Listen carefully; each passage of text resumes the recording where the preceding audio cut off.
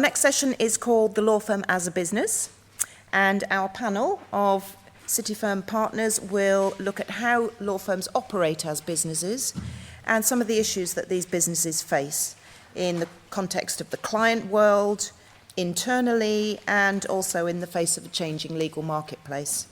I think one of the hardest transitions that you will make is the jump from the academic environment into the business environment. Law school is a bridge of sorts, particularly since the firms have had more involvement in the actual input and delivery of the course. But it still requires a definite shift in mindset, and I think this next session is going to give you some useful context for that phase, that transition phase that you'll go through. So I'm now going to hand over to our chair, Gary Senior. Gary is the managing partner of the London office of Baker and McKenzie. And Gary, perhaps you can start maybe by introducing yourself a little bit more fully and maybe then introducing the other panel members. Okay, thank you very much, Anna. So I'm the managing partner of Baker and McKenzie's London office, which is the largest office of Baker and McKenzie. I'm also the chairman of our policy committee, which is one of our principal global committees. I'm Baker and McKenzie born and bred, so I started with Baker and McKenzie as a trainee. I've always been at Baker and McKenzie. I've also worked in our Chicago office. I'm a corporate M&A lawyer, but I've been the managing partner for the last 8.5 years. Robert, you know about. You've heard from Robert. Hilary, would you like to introduce yourself? Hello, everyone. I'm Hilary O'Connor, and I'm a partner in the employment group at SJ Berwin. I realised earlier in the year that I'd actually been a lawyer for 20 years, and believe me, it went by in a blink.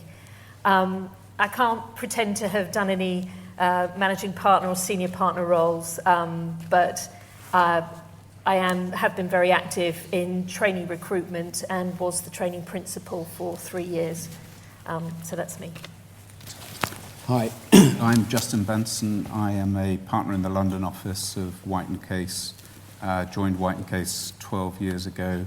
I'm in our energy infrastructure project and asset finance group, mainly advising banks and investors in relation to aircraft financing and project financing.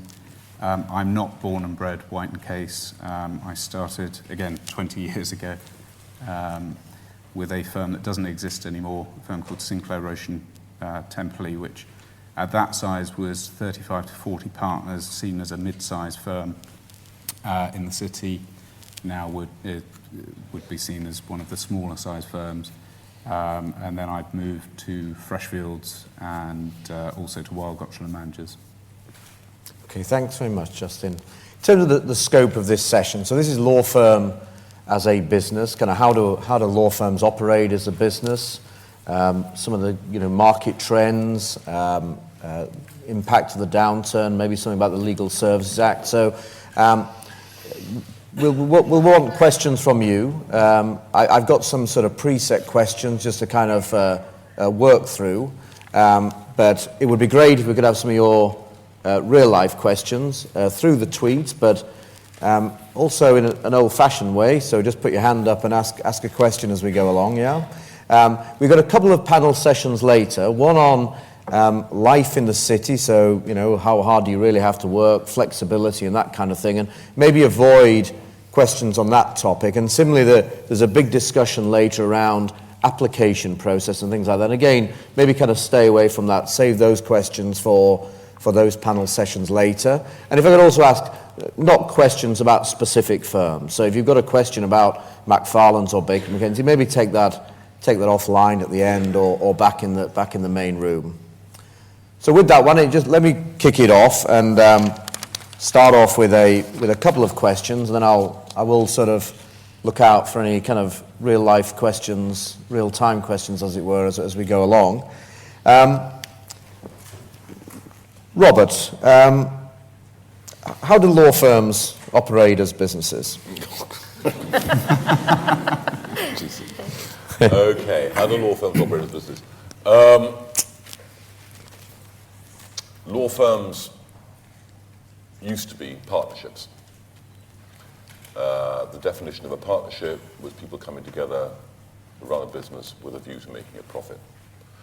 Law firms, particularly city law firms, have always been about making a profit. How do they operate as businesses? They have budgets. They monitor their financial performance throughout the year. They are obsessed by comparisons with their rivals. If you want to know what's going on in the city, start reading magazines like The Lawyer, Legal Business, Legal Week, and you will find that the most important time of the year is when law firms' profits are published, and everybody tries to manipulate those profits to say that they're bigger and better than the people down the street. In my view, though, trying to run a law firm in order to make money is the wrong way around. What you need to do is to run a law firm and try to do it really well, i.e. recruit very, very, very good trainees, give them responsibility, give them training, and then let other good things come from that. The guy I talked about, my first boss who joined the firm as a very junior bloke, he said to me, look, law firms are really easy to manage. They really are. You just hire very good people. That's all you need to do. Law firms don't do R&D. They don't build factories. These are simple, simple businesses. The only complicated thing about them is that they're full of human beings, and human beings need to be managed. It is true that over the last 30 years, law firms have become a great deal more business-like. They do manage their money more carefully. We have seen law firms who are poorly managed go bust. And in my view, poor management rather than the workers has been responsible for those difficulties that law firms have encountered. But, law firms as a business, yeah, we're there to make money. Of course we are. How do you make money? You get more in revenue than you spend in costs. But as I say, if you focus directly on that bottom line, as opposed to the things that contribute to the bottom line, you're probably going about it the wrong way. Thank you, Robert. Hilary, Justin, anything you wanted to add to that? No, I thought that was very good. I remember my former senior partner saying to me that the secret of being a good senior partner was, again, to hire good people. But he always said, what I've always done is hire people who are so much better than me, and the only skill I have is in managing them. Yeah. David Harrell. David Harrell, yeah. Very good guy. And he was very skilled. Yeah. So, Justin, I've got a question for you. How do partners, assistants or associates, as they're sometimes called, and trainees, how do they work together? Can you sort of bring that to life a little bit for our students here? Hopefully well, is the answer. But, from simplistically, and there's no one-size-fits-all, but generally the partner will be the lawyer with the closest relationship to the client. The client will instruct the partner on a particular matter, which may or may not be in that partner's area of expertise, and then it's that partner's job to ensure that the transaction or the piece of work that comes in is properly done by a team of experienced, qualified lawyers. So, for example, last year I got a call from a foreign client in relation to an M&A acquisition of a large aircraft leasing company. Now, I'm quite familiar with aircraft financing and leasing, but on the buying and selling of businesses, that's more the area of Robert and Gary. So I had to get involved, partners from our corporate team, from our employment team, from our competition team, and from our IP team, as well as various other specialities. And then the job was to make sure that there was an associate base who could produce or review the suite of documentation, the sale and purchase agreement, all the underlying documents in the target business that needed to be reviewed and assessed by our client as part of their bid. And therefore, there's there's not necessarily a science as to how people work together. There will be just capacity constraints. So you may want to get associates A, B, and C because they know a particular area or a particular client or a particular business, but they may be completely under the cosh on 3 or 4 other deals. So one, you have to find people who are available. Ideally, those that you find that are available to help with drafting, negotiating, legal advice, memoranda, etc. You'll look for people who've worked with the client, who are familiar with the client, who the client feels comfortable with.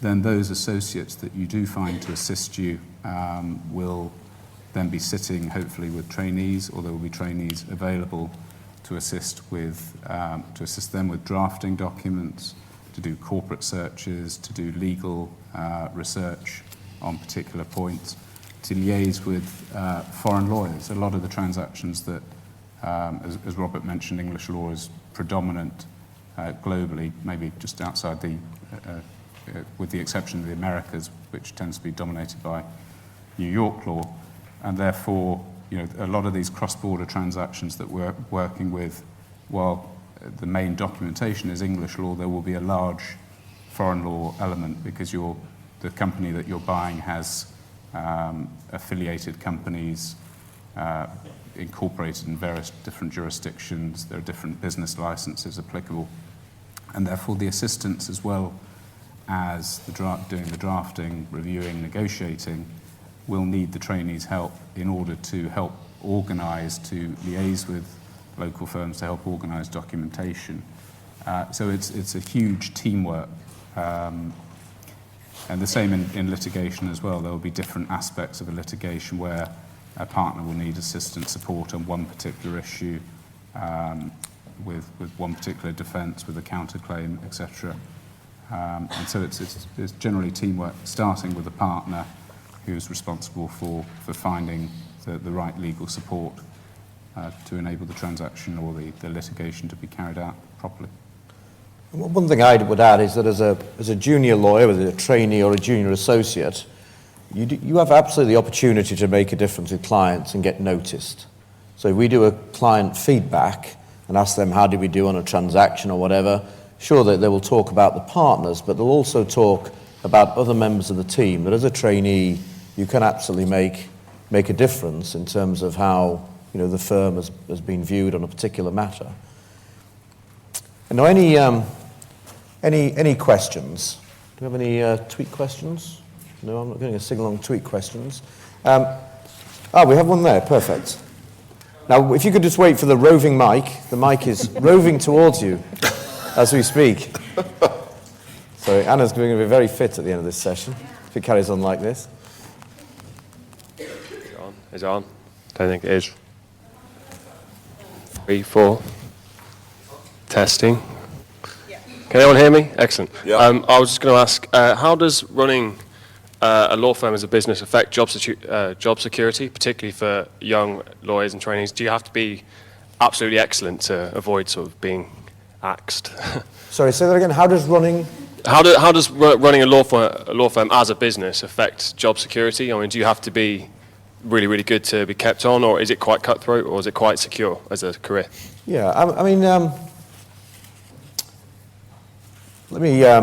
Rob may want to sort of supplement this, but there's a couple of things about being a lawyer. I mean, one thing is, although you clearly can lose your job as a lawyer, like in any other business, I don't know about my sort of colleagues, but I've never met a lawyer who simply ran out of jobs as a lawyer. So, we're not the only types of organisation that employ lawyers. It isn't just law firms. You can also go in-house.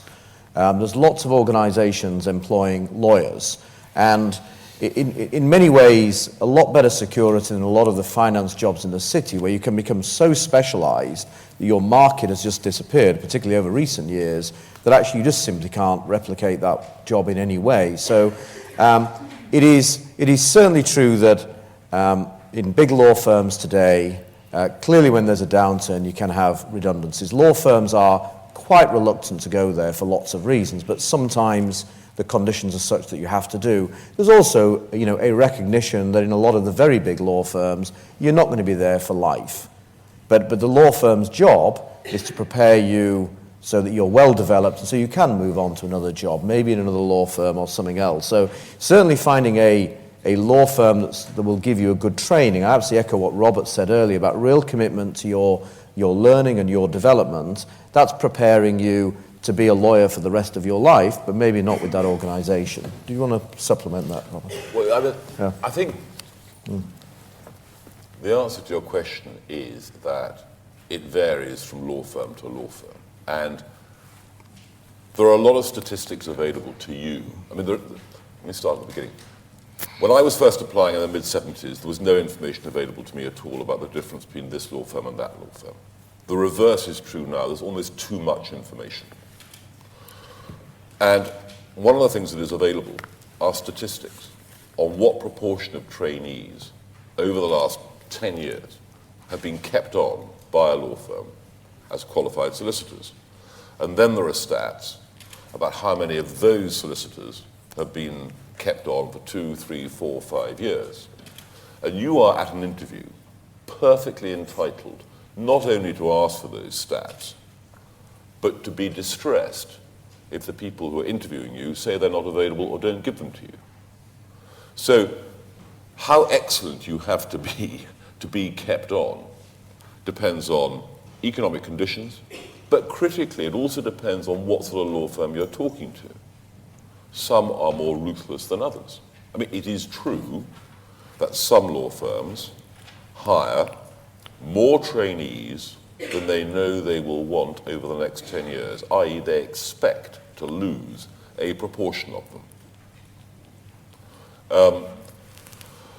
Some law firms are simply more ruthless than others when it comes to making people redundant. I mean, one of the disadvantages of the fact that law firms' finances are now public, by which I mean the amount that partners earn is public, one of the disadvantages is that it encourages partner mobility. I can earn more at this firm than my own firm, I'm going to leave. The result of that is law firms are more obsessed about maintaining the profits earned by the owners, by the partners. One way you maintain profits is by cutting costs. You work it out. Hilary or Justin, any supplement to that? I would also say your value to the law firm you're at depends on you as well, because you get to a stage in your career where you, and it happens very, very early, where you have to start marketing and you have to start bringing in clients yourself or looking for those sorts of opportunities. When you come to the level where you're being considered for partner, it was described to me as being a bit like a three-legged stool. And one of them is, being a fantastic lawyer. One is the ability to actually manage and look after other lawyers. And the third one is the one that they call grow the cake. And you have to be able to grow that cake, because unless you can keep attracting new business, there isn't going to be a law firm. And so your value when you are first starting out as trainees, it's being great, it's being the right kind of person for the firm, and the firm being the right kind of person, right kind of fit for you as well. But beyond that, there is no getting away from the fact that certainly in some practice areas, you are going to be vulnerable if you can't start to grow your own business as well. And it might be just, becoming key to clients that already exist, but you've always got to be looking further than that for the other opportunities that are out there. But that probably doesn't start until you're 4, 5, 6 years, or you wouldn't be expected to bring in a client £1 million within a year of qualification. No, but you start making those connections because, the people that you will be at law school with, some will go in-house. And, they stay friends of yours. You all start to move up in your organisations. They get to the stage where they're able to start hiring lawyers that they like. You might be the lawyer that's there trying to get their business. So it's never too soon to just think wider than just being, an advisor, a trusted advisor. It's never too late, never too soon to start just making those relationships, even though they may be many, many years before they come to fruition. I just come back to the point you said about how excellent you need to be. You can be the brightest lawyer, but if you're not energetic, if you don't go and seek the work, then you're not the resource that the firm needs. You need to make yourself known. You need to show that you're enthusiastic, show that energy. If you're quiet, walk the floors, look for work, hassle your supervisor, because that is the kind of lawyer that law firms are looking for. Yeah. Any other? Yes, over there. That makes micro-roving easier. You sit here.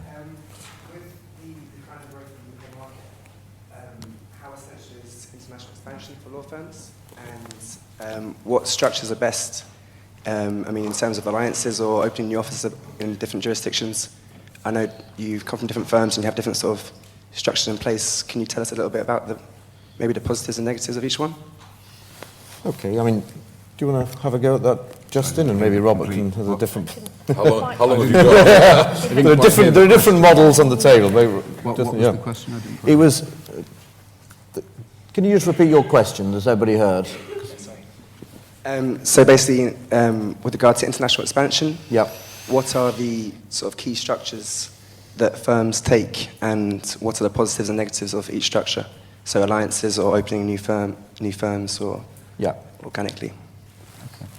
I can only really talk from my own personal experience, and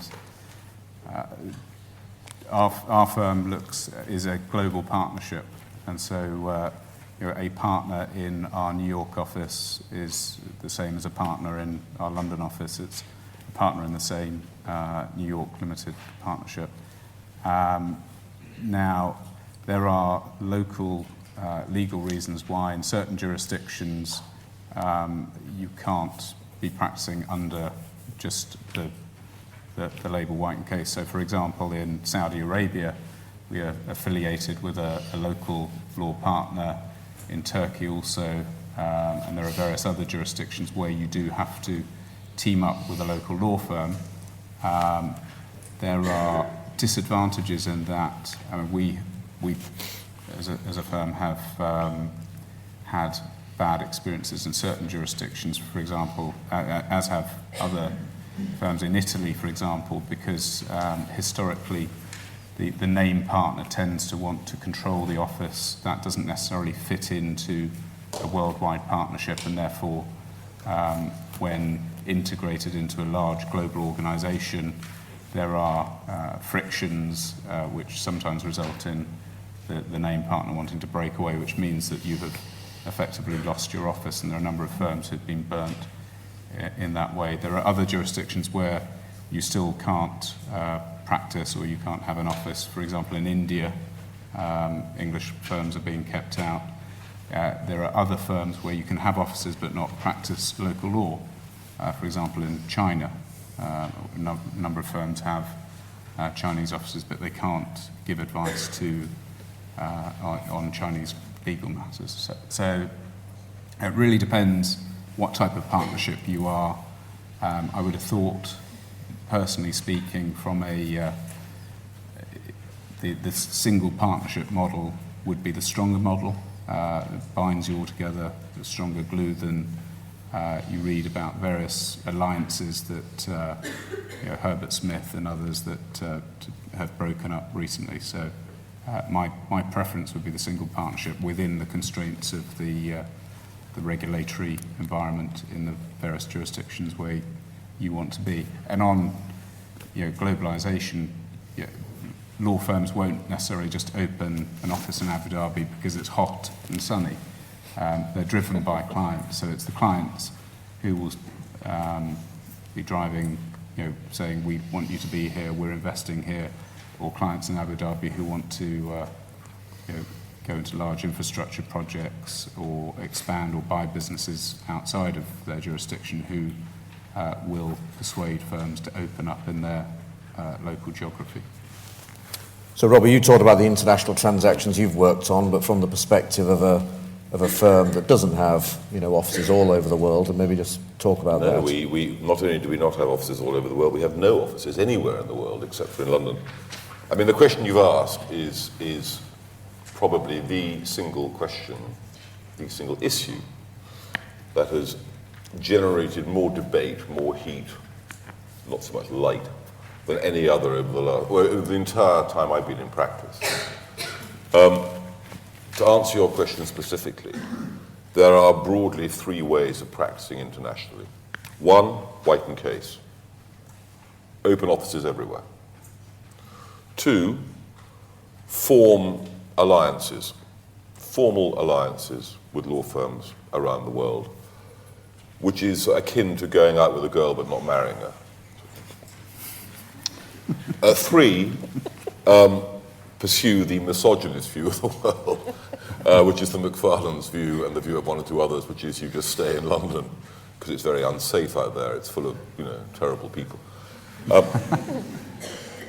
Actually, to be more serious for a second, the way that firms like Macfarlanes do it, Slaughter and May do it, US law firms like Wachtell, Cravath, French law firms like Bredan Pratt do it, is not by forming alliances, but by simply making friends. I mean, literally. They go to countries, they identify the law firms they like, they identify the lawyers they like, they don't form alliances, they have breakfast instead, and they refer work to one another.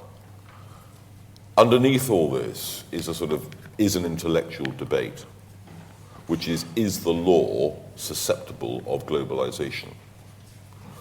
Money is, look at the investment banks, they're all global because money is fungible. The accountants operate with international accounting principles.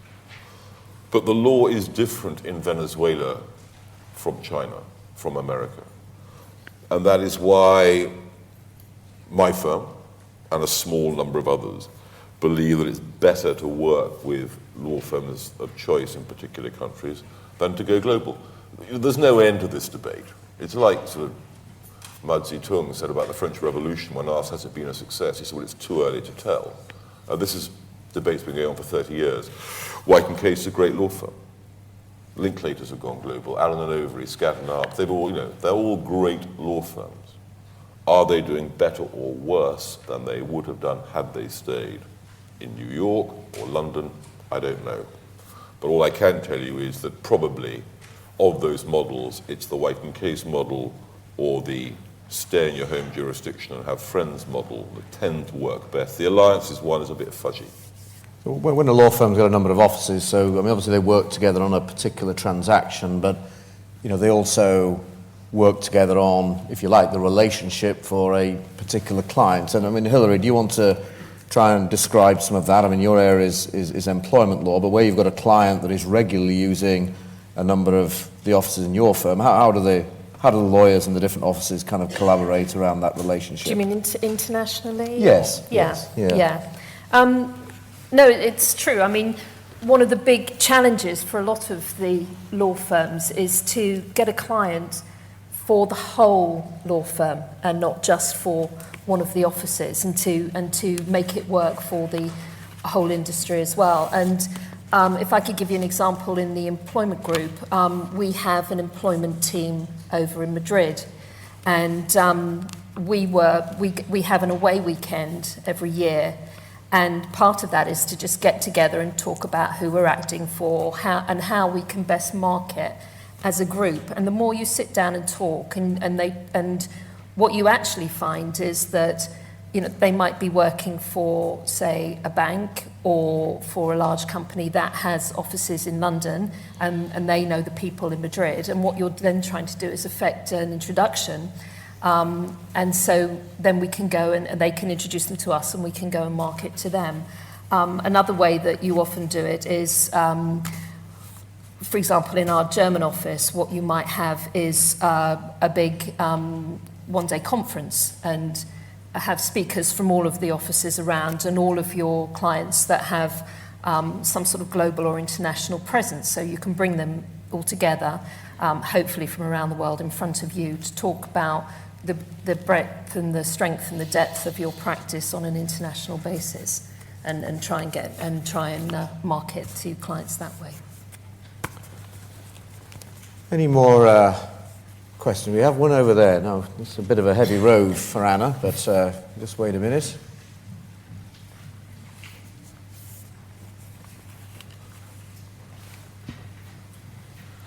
When firms are taking on trainees, I think one of the more important requirements is commercial awareness, and I was just wondering what your take was on the concept of being commercially aware, or just commercial awareness in general. Let's have a go at that, Hilary. What is being commercially aware? Well, I really liked what Robert was saying about always being a pessimist and always thinking about what could possibly go wrong. And I think that's it to a large degree, is you're always looking at what are the risks and what are the threats. But also in employment, I guess where we come from is when our client phones up to say, I want to do X, the way we advise is starting from, well, where do you want to be? And then what we're trying to do is get them that way with the least risk and the least money. And it may well be that they don't mind opening the checkbook up, but they want to get there quickly. So commercially aware, I think, also is about understanding what your client's drivers are. Because, your client might be wanting to say, get rid of a chief executive. And they will be saying, we want to get rid of the chief executive, but we don't have an awful lot of money. So you might say, well, if you've got a bit of time on your hands, when are you thinking of doing this? And you might have a few months out. So there may be a way that you can start the negotiations, start the talk going. On the other hand, they may say, we need this person out, we need them out tomorrow, but we've got a lot of money to throw at it, in which case you can be slightly more risky because you can write the check, you can get rid of them quickly. And it's understanding what their drivers are and what they are hoping to achieve and where they need to be. And that's one example of how you can be commercially aware in an employment context, anyway. Oh, we have a sea of hands. Fantastic. Everyone's getting a bit confident now. Okay, do you want to rove over to this lady here? Okay. Hello, thank you very much. There's been a lot of talk about and discussion about ethical standards and morality in the legal profession, and I was wondering if you could give us your input on that. Robert, would you like to talk about ethics and law? Well, I'd love to talk about ethics. I'm not sure there has been a lot of discussion, really, about ethical standards and morality in the law, has there? Maybe I missed it. The only client we ever refused to act for at Macfarlanes when I was the senior partner was the government of Myanmar, Burma. People often say, would you act for an arms manufacturer? Would you act for a tobacco company? Would you act for a drinks company? The answer is absolutely yes. Why on earth wouldn't I? I mean, these are all companies acting lawfully. They're entitled to legal advice like anyone else. I think it's always very interesting where you would draw the line. Would we act for a very successful business running lap dancing clubs up and down the country? I hope so. I hope so. We refused on that one. A higher standard of morality than Baker and McKenzie. So the more moral amongst you should go there. I think,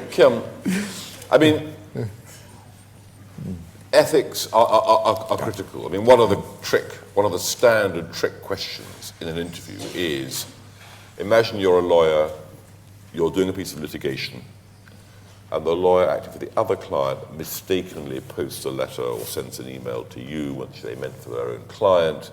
The email says, our case is hopeless, when shall we give in? What do you do with the information? And of course, as in most ethical questions, you know what the right thing to do is. And are people more concerned about this now than they used to be? I don't personally think so. I don't think that law firms are particularly obsessed with questions of morality. We leave that to cleverer people than ourselves, I'm afraid.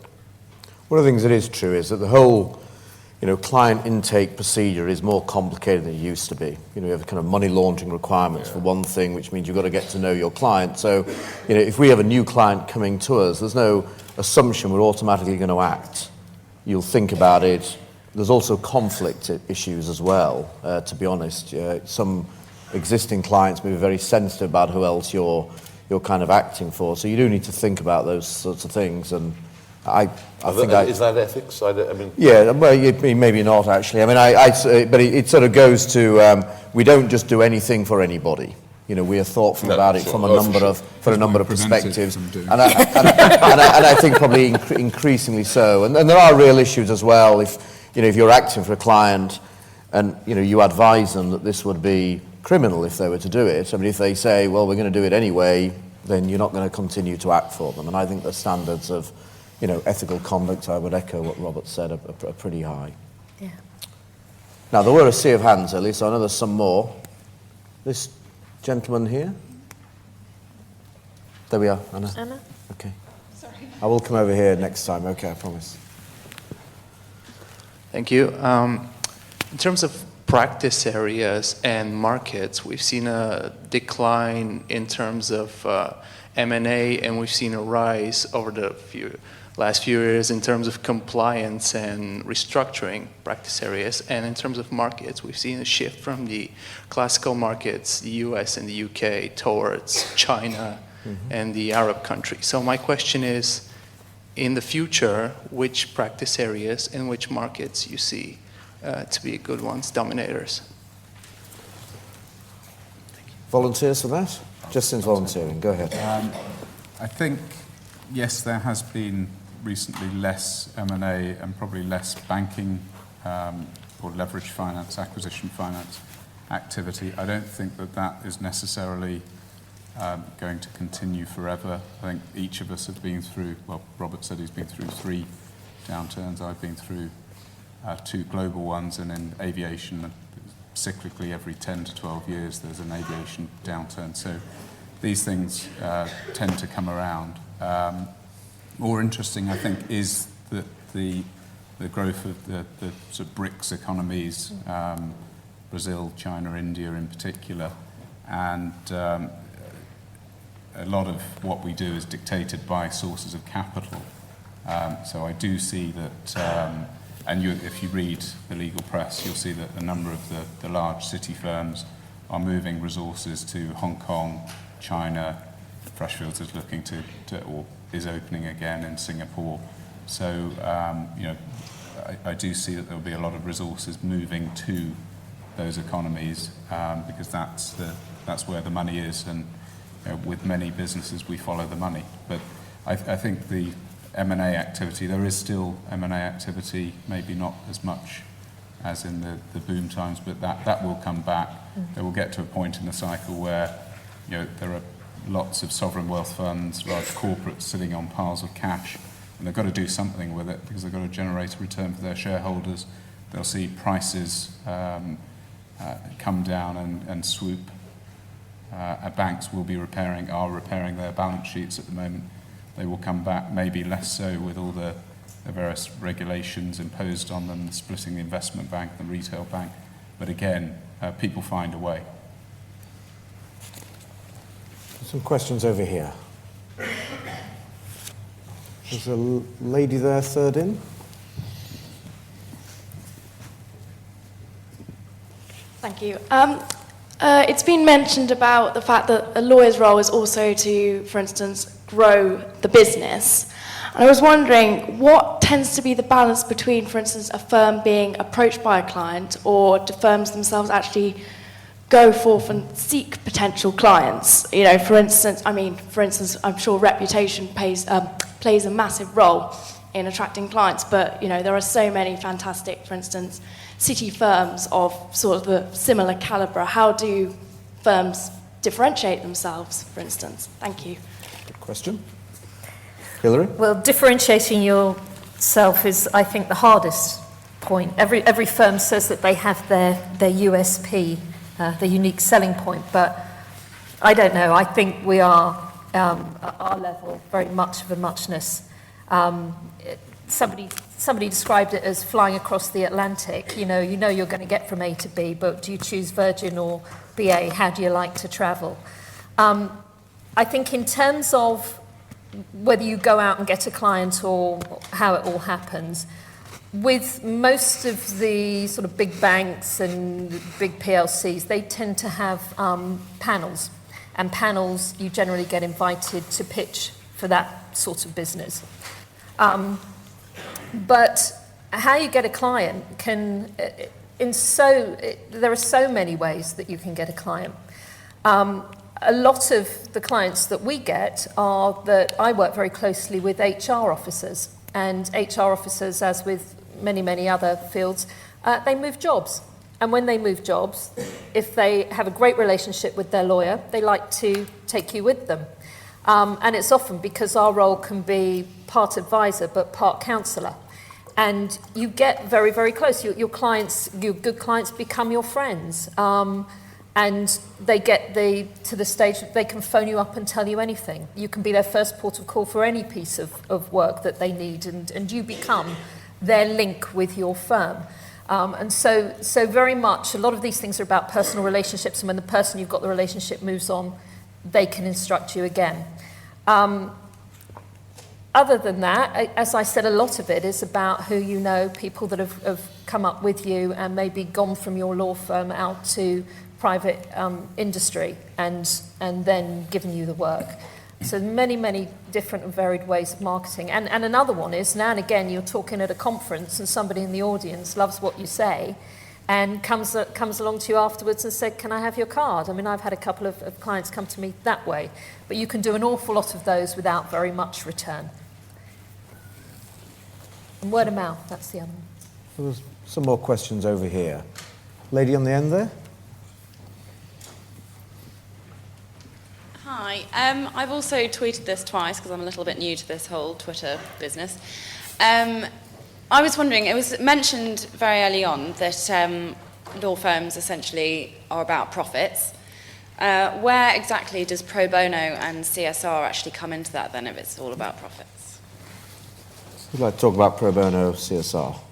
Yeah, I don't Hilary? mind taking a bit. Give it a go. It's huge and very, very important in our law firm and in many, many law firms around the city. And also among clients. Often when you pitch for business, one of the questions in the pitch document is, what are you doing in terms of CSR? What are you doing in terms of pro bono work? I mean, for example, this year we're dedicated to try and reach 1 million for our firm's charities. Beyond that, we do a lot of stuff out in the community. We recently won an award for a scheme we have with young guys, Afro-Caribbean boys in Southwark, and helping them become leaders of the future. We go into a lot of the schools around the Southwark area, which is the borough in which we're based, trying to educate the sixth formers about the fact that careers in law are open to you from whatever background and from whatever school you come from. Almost all of us will have great commitments to the environment and green policies and things like that.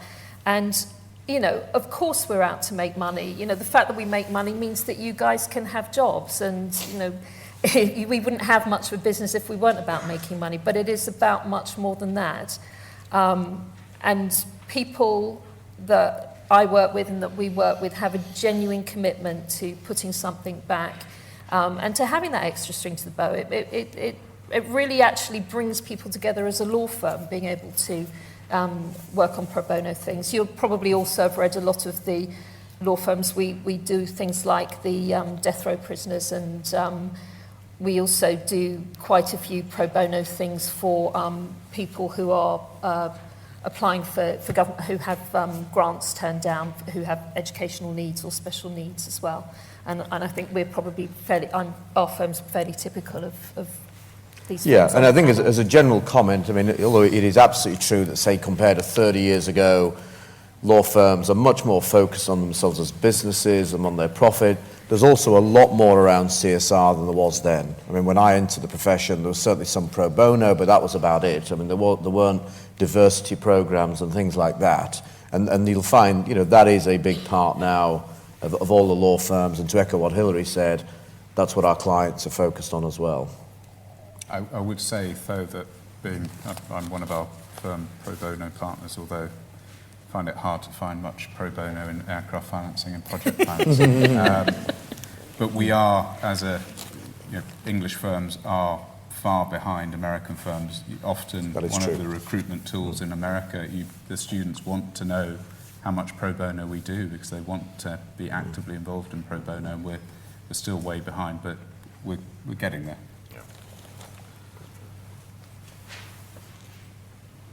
Question there? And I'll come to you in a minute. Okay, the front. Okay. With the nature of the market right now, with people more risk averse because of the recession, do you see more lawyers moving into running businesses rather than just advising them? Yeah, I think that is going to happen. I think that there's been a real shift in the last 20 years in the role of the in-house lawyer, the lawyer, the general counsel who works for a large company. They are now significantly more important, significantly more influential than they used to be. And, in America, for years, the chief executive of a large corporation in America, one of his closest advisors and friends would be his lawyer. So the lawyer has always been a very important person in American business, American industry. That has not been the case, in my view, in the UK. Things, however, are changing. And I think one of my colleagues mentioned earlier, the opportunities to work in-house. I think those opportunities are going to grow and are going to become significantly more interesting than they were 20 years ago, as lawyers are treated by the business guys in companies as people who have something to bring to running that business. So you don't forget the possibilities of working for large corporations. I mean, Glaxo, Marks and Spencer's, Tesco's, all these companies have big in-house legal departments with very good lawyers working in them. I agree. Lady at the front here. I was just wondering what you think the main challenges are facing law firms at the moment. I know the Legal Services Act was mentioned before, but do you think that's the main challenge, or are there other kind of more significant challenges? Well, I'm happy to have a go at that. I mean, the Legal Services Act is certainly very interesting. It's if you're a law firm operating in lots of countries, like say Baker McKenzie, then it's hard to utilise the Legal Services Act in terms of raising money, because although these things are permitted in the UK, they're not permitted in Germany, the States, and so on.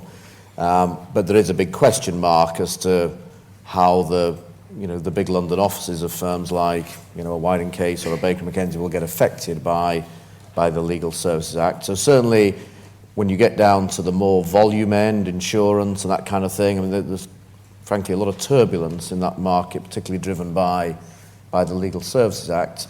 I mean, other than that, right now it's just kind of navigating through this slightly strange market. So it's a very funny market at the moment, almost kind of unique in my personal experience, to be honest. And I, like the rest of the panel, been through a number of downturns. So it's a little bit sort of unpredictable, but client demands, particularly around price, there's some drift away from the billable hour, and you've got to be responsive to that.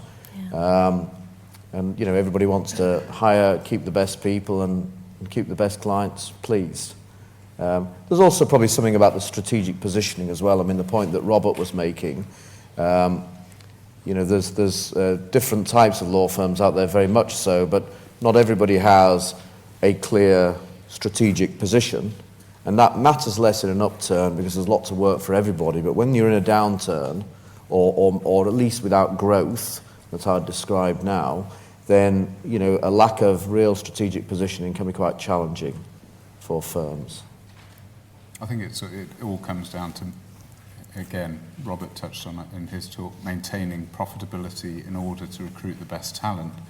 There's pressure on pricing on our clients, on general counsel in companies, and it's about law firms being more efficient. So, for example, you see nearshoring or offshoring or outsourcing of due diligence and more mundane tasks. You look at DLA, I think, have just set up, is it LawVest, which they're doing all sort of the more mundane, commoditized work through a fixed fee business, and it's trying to keep the bespoke work which tends to pay the higher fees.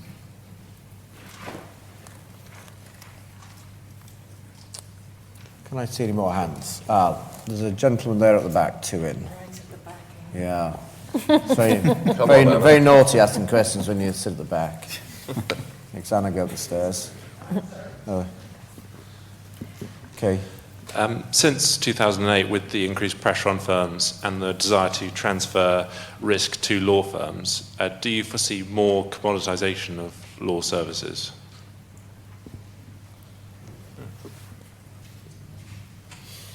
I don't think it's going to lead to more commoditisation of law services, no. I think that,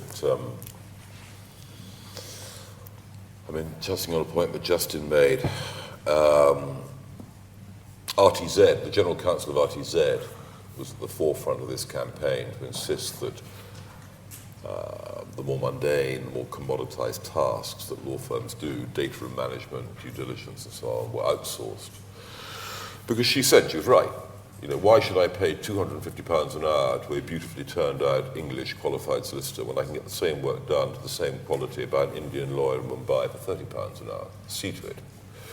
And RTZ said, unless, to the law firms on their panel, unless you sign up to this outsourcing, you're off the panel. So that's happened. But I don't think it's going to lead to increased commoditisation of law, of work for city law firms, probably actually the reverse. Because as Justin is saying, I think economic efficiency and the demands of clients are going to lead to that type of work being done in cheaper cost centres. As to more responsibility being put on law firms, I don't think, frankly, that's happening. I think law firms have always undertaken enormous legal responsibilities for transactions, and it's worth saying to you all as prospective lawyers, you will make mistakes, everyone. We have all made umpteen mistakes. You mustn't sort of worry about that. All law firms carry masses of insurance to cover the financial consequences. The key is not to try not to make the same mistake twice, and also to be the sort of person who can go home having had a bad day, having made a cock up, and go home, have a drink, go to bed, get some sleep. If you're not that sort of person, probably not a great profession for you, because you will have bad days. We've all had terrible days. And own up to it as well. Own up to it, and as quickly as you Please. can. Yeah. You're right. We've all done it. One thing you learn as you get more experience is you get better perspective as to how bad the mistake really is. And actually you really learn how to deal with the client when the client's unhappy with something. But you kind of learn that through osmosis in many ways. Any other... we have one here. There's a gentleman there. Two in. I think it's time for me to actually make a comment as well. I remember when I was really worried as a trainee about having made a mistake, or I thought I'd made a mistake, the partner involved, he said, "Don't worry, Anna, that's what insurance is for." So that's always the backstop answer. One way of dealing with it. Hi there. This is in relation to Robert's talk earlier, actually. You were saying that there's a great deal of luck involved.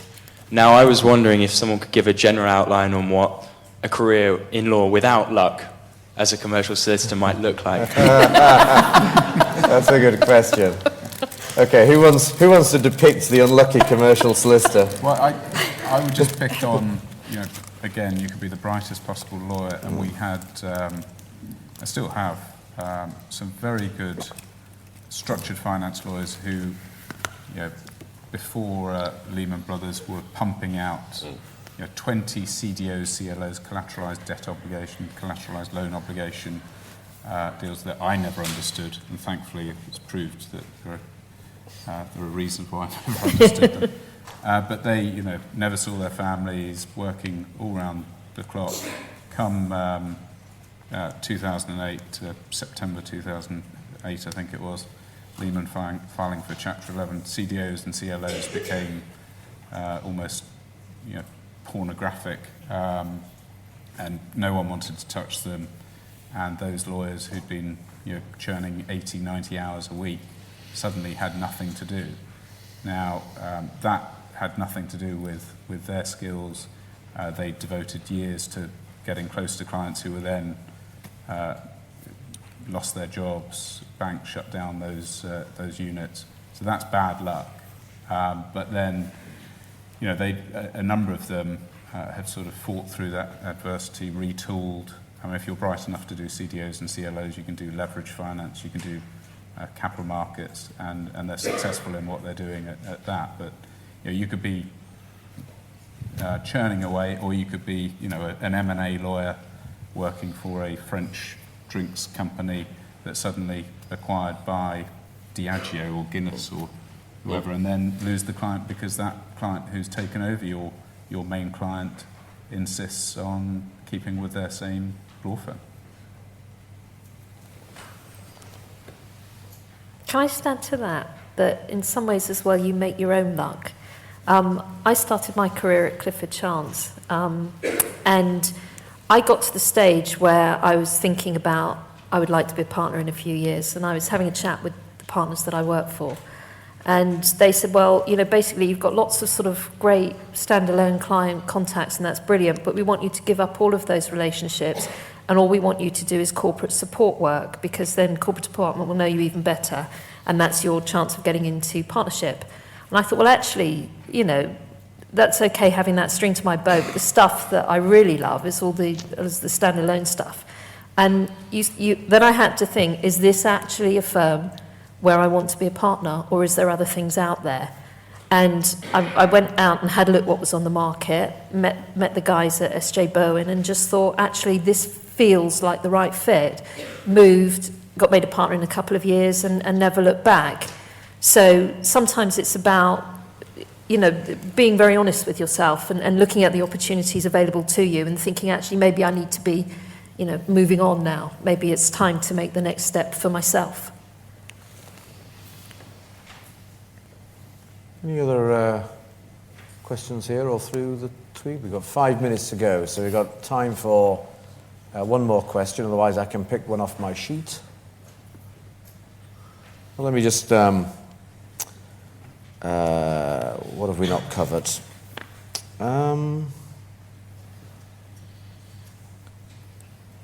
What about the sort of demand for trainees sort of going forward? We've talked a little bit about the impact of the downturn and maybe some of these kind of longer term trends of, you know, why don't you use this lawyer in Mumbai and so on. Are law firms going to still need trainees in London? So. And talk about a little bit about that, Hilary. Yeah. Shall I just kick off and then please. you guys can join in? Yeah, I think, well, look, there will, well, at least in my career, there will always be a need for trainees. I think in some ways, trainees coming into the city, that the city might look a bit different over the next 10 years, because I think although, you know, it was interesting what Robert said about Macfarlanes choosing to be very, UK based. A lot of the mid-market law firms are looking for link-ups and mergers, particularly with the US. Speaking as one that was left at the altar, if any of you have read your press in the last year. And I think that I thought you didn't turn up. Yes, actually we did. We called it off before the day. And I think law firms, a lot of the law firms in the mid-market will get bigger, and therefore there will be more trainees going into those particular firms. I do see, in terms of commoditizing, we have seen a change in things like a lot of the real estate work being done by paralegals rather than trainees, as we all get squeezed on price. I think we dropped the numbers slightly. I think a lot of the law firms dropped the numbers slightly in the last few years because of the recession, and we're not coming out of it as quickly as we forecast at that time. So I think numbers have slightly gone up, but I think they will stay static for a few years. But once the good times start to roll again, as they invariably will, I think we will all be again increasing our trainee numbers. But whether it will be back, hark back to the glory days, or whether the landscape's changed forever, I think in some ways it has. So I don't think there'll be huge amounts more jobs. I think it'll be static for a few years, and then I think there'll be an increase. And I think it will differ depending on what type of firm you're in. For example, if you're in a global law firm, we hire trainees not just for the London market. So often we're looking for international students, graduates, who will eventually go off to China, go off to the Middle East, go to Turkey, go to Russia. So, even though the London economy or the European economy may be slow over the next few years, we are looking for growth and the growth markets, and to get good quality English lawyers around our network. That's very interesting. And then I think we're just about at the end, aren't we? Okay, brilliant.